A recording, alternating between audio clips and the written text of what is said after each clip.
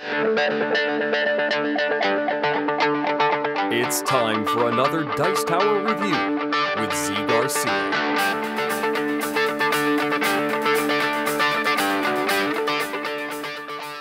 Hey everybody, Zee Garcia here. Today I'm reviewing the Pack-O-Games series of games from Perplext, Pack-O-Game 2 in this case. I'm not reviewing all of these right now, of course I'm doing one, and the one I'm doing is this one right here, Box. This series of games already came out with a release. Pack-O-Game had 8 games in there, and now we have 8 new ones. So, they're all very differently themed, different mechanisms, and the one we're looking at is an abstract strategy game called Box, in which you are lining up dots, trying to make boxes as large as possible, up to 10 spaces away, the dots from each other, and scoring victory points for making those boxes. If it's a little complicated, let's just cut to the table and let me show you how it works. But before I let you go, I'm going to be coming back, telling you what I think, and ranking this one against not just the other 7 in this set, but all 16 games that have been available to purchase. So, with that, let's cut to the table and let me show you a little bit of how this works.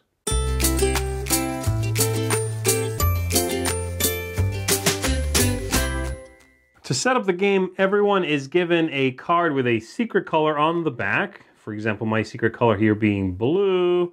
And then you are going to take one of those unused secret color cards, set it in the middle of the table to begin the play area, shuffle up the deck of cards, which looks like this on the front, and divvy those out among all the players. In this case, 3 players. Each player got 7 cards, and you are ready to begin.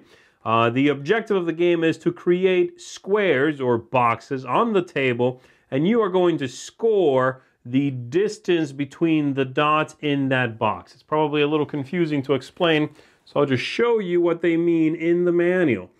If that looks a little bit confusing, yeah.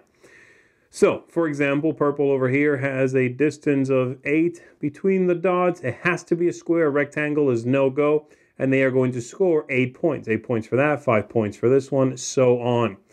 So there you go. All right, how do you play? Well, you are going to, on your turn, you can play a card, and you can play that card as long as the grid of dots matches up. You can play it however you want to, or you can cover 2 or 4 dots. You can cover up to 4 dots like that. And then it's the next player's turn, and they will take a card, and they will play it. And again, they can cover up to 4 dots. It'll be the next player's turn, and they could do something like that.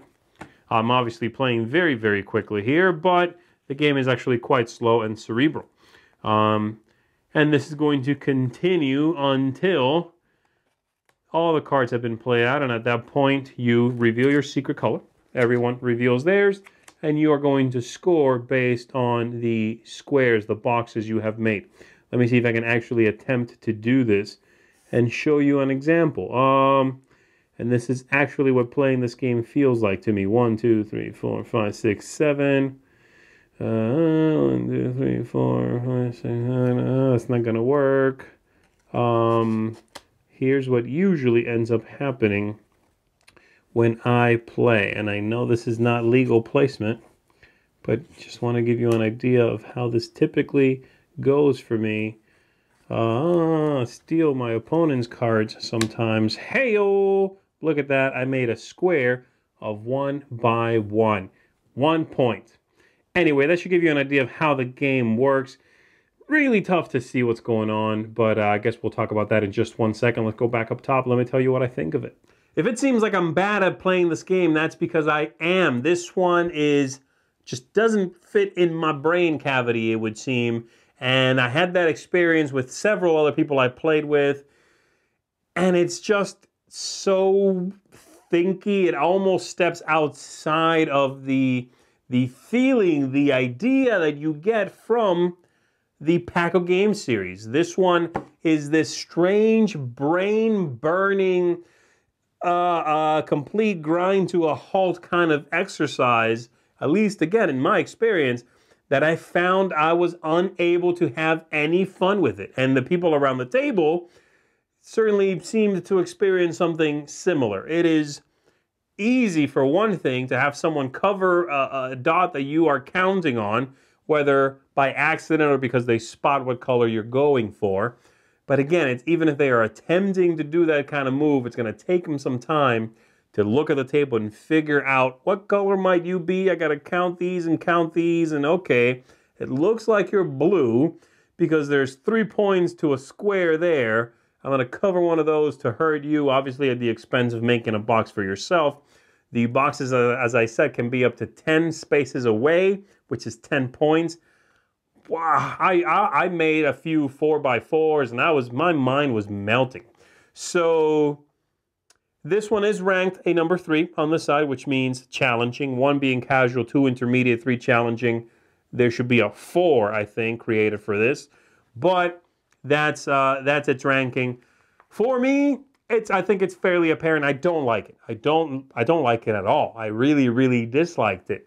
Among the 8 in this pack, this is my least favorite, kind of by far. You know, I really don't. It doesn't seem to fit for me. And then among all 16, this is also my least favorite. There were a couple of games in the original set here that I did not like, but they were silly games. I did not like them because they were too silly. You know, there was a dexterity one that I thought was uninteresting, and there was a simultaneous selection one that I also found to be sort of rock, paper, scissors-ish, uninteresting. This I don't like for the exact opposite reason. It's too much. I am having no fun engaging in this activity, and that's unfortunate because of the silly ones I can at least attempt to be silly. I guess I'm just not that smart because I can't attempt to be any brighter in this game. Maybe that's my own fault, but obviously my review, and I just did not enjoy Box here at all. This one, for me, would be very much a pass, but again, it is the worst of the whole lot, and I would say go check out the other reviews for better games in the Pack of Games series. Thanks so much for watching the Dice Tower videos. Find more great videos and reviews, as well as our top-rated audio podcast at Dicetower.com. You can also find other great shows at Dicetowernetwork.com. I'm Eric Summerer, and you've been watching The Dice Tower. The Dice Tower is sponsored by Cool Stuff Inc., where you can find great games for great prices. Cool stuff in stock. Check them out at CoolStuffInc.com.